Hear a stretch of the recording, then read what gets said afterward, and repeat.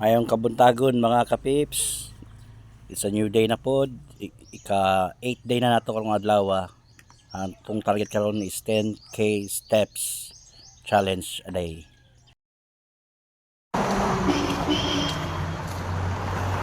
Pagdung ta karon sa quad mga kapips sa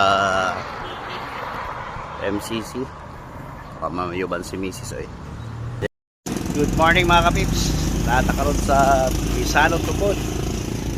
Then next tag 1. Nakita na tong tanggom na pod.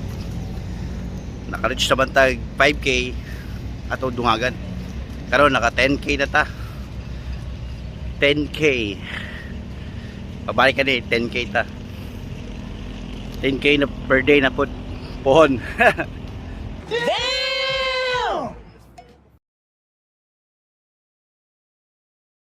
Verse of the day, Proverbs 19 verse 17.